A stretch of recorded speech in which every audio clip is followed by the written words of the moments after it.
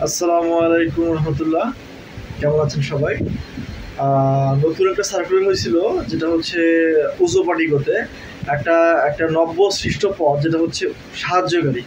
তো আসলে সচরাচর অন্যান্য যে প্রতিষ্ঠানগুলো আছে, এই প্রতিষ্ঠানগুলোতে কিন্তু সাহায্যকারী পদটা সচরাচর দেখা যায় না। তো সেই হিসেবে সাহায্যকারী পদটা নিয়ে কিন্তু অনেকের একটা কনফিউশন থাকতে পারে, বা সাহায্যকারী পদের আসলে কাজটা কি, বা এটা আসলে কেমন পদ, এখানকার সুযোগ সুবিধা কেমন। তো সেটা নিয়ে একটু সংক্ষিপ্ত করে একটু আলোচনা করব।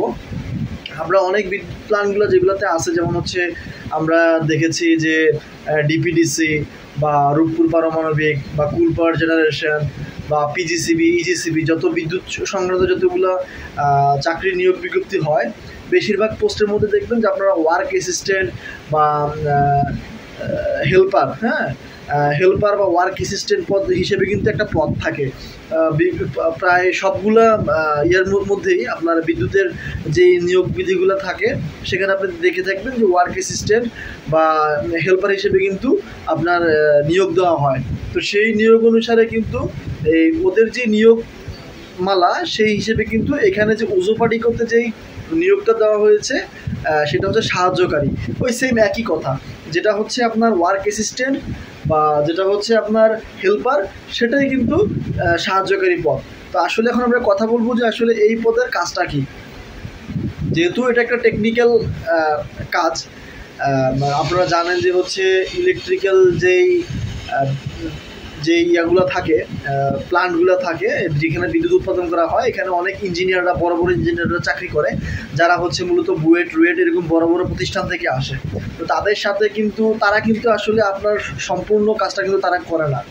তাদের সাথে তারা কিছু টেকনিশিয়ান রাখে, ওই টেকনিশিয়ানের সাথে আবার কিছু হেল্পার থাকে, যারা হচ্ছে এই টোটাল কাজটাকে সাহায্য করে বা হেল্পিং হ্যান্ড বলা যায়। এই হেল্পারদের বা এই টেকনিশিয়ানদের কিন্তু গুরুত্ব অনেক বেশি। কেন গুরুত্ব বেশি আমি সেই সম্পর্কে একটু বলি। এই টেকনিশিয়ান ব্যতীত কিন্তু এটা প্ল্যান্ট চালানো সম্ভব না, কারণ ইঞ্জিনিয়াররা কিন্তু ইন টোটালি সব কাজ করে না। তারা এই কাজগুলো টেকনিশিয়ানদেরকে বুঝাই দেয়, এই টেকনিশিয়ানরা হেল্পারদেরকে সাথে নিয়ে বা ওয়ার্ক অ্যাসিস্ট্যান্ট যারা আছে তাদেরকে সাথে নিয়ে কিন্তু কাজগুলো করে। তো এখানে আপনারা অবশ্যই বুঝতে পারতেছেন যে একজন হেল্পার বা ওয়ার্ক অ্যাসিস্ট্যান্ট বা সাহায্যকারী, তিনটাই কিন্তু সেম পদ, এবং তিনটা পদের আসলে কাজটা কী এটা কিন্তু আসলে মনে হয় আপনারা বুঝতে পারছেন। এখন কথা হইতে পারে যে সাহায্যকারী যে পদটা আছে, এখানে কাজের প্রেশার কেমন। ভাই, টেকনিক্যাল লাইন, যারা হচ্ছে আপনি যখন একটু দক্ষ হয়ে যাবেন, পরবর্তী সময়ে কিন্তু আপনি একটা ভালো পর্যায়ে আবার যাইতে পারবেন, টেকনিশিয়ান বা সিনিয়র টেকনিশিয়ান হিসেবে আপনি চাকরি করতে পারবেন। এখন কথা হচ্ছে এই পদে প্রেশার কেমন। অবশ্যই প্রথম চাকরি, আপনি যেহেতু হেল্পার হিসেবে ঢুকতেছেন, একজন সাহায্যকারী, তো সেই হিসেবে আপনাকে অবশ্যই অনেক প্রেশার নিয়ে কাজ করতে হবে, কারণ হচ্ছে আপনি একদম চাকরি লেভেলের কিন্তু একদম নিচের ধাপে আছেন।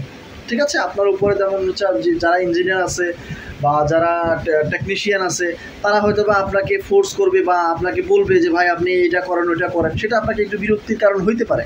বাট আপনি যদি মনোযোগ দিয়ে কাজটা করেন, তাহলে কিন্তু আপনি সফল হবেন, কারণ এক সময় আপনি নিজেও টেকনিশিয়ান হবেন বা সিনিয়র টেকনিশিয়ান হবেন, বা একজন ইঞ্জিনিয়ারের মতো একটা ভালো জায়গায় কিন্তু যাওয়ার সম্ভাবনা আছে। এবং এই কাজে যদি আপনি অভিজ্ঞতা অর্জন করতে পারেন, বাংলাদেশের যে কোনো পাওয়ার প্ল্যান্টগুলোতে কিন্তু আপনি সহজে চাকরি নিতে পারবেন এবং দক্ষতা দেখিয়ে অন্য জায়গায় চাকরি করতে পারবেন। এবং বেসিক বেতন অনুসারে আপনার মোটামুটি স্যালারিটা প্রথম অবস্থায় আমার জানা মতে প্রায় 35,000 টাকার কাছাকাছি আসবে, এবং সেই সাথে কিন্তু আপনারা ওভারটাইম পেয়ে থাকবেন। এবং একটা কথা বলে রাখি, এইসব প্ল্যান্টগুলোতে একজন টেকনিশিয়ান বা একজন হেল্পার মাত্র 1 ঘন্টা বা 2 ঘন্টা ওভারটাইম করলেই কিন্তু 8 ঘন্টা ওভারটাইমের বেতন তারা পেয়ে থাকে, কারণ এগুলো মেকানিক্যাল কাজ। আপনি ধরেন 1 ঘন্টা কাজ করলেন, বাকি 6-7 ঘন্টা আপনার কাজ না করলেও কিন্তু আপনি 8 ঘন্টা ওভারটাইমের টাকা পাবেন। তো সুতরাং যারা আবেদন করছেন, যারা এটা নিয়ে কনফিউশনে আছেন যে আসলে সাহায্যকারী পদটা কী বা সাহায্যকারী পদের কাজটা কী, আশা করি আপনারা বুঝতে পারছেন। তো যদি এ ব্যাপারে আরও কোনো প্রশ্ন থাকে, তাহলে অবশ্যই প্রশ্ন করবেন, রিপ্লাই করে ট্রাই করবেন ইনশাল্লাহ। আসসালামু আলাইকুম।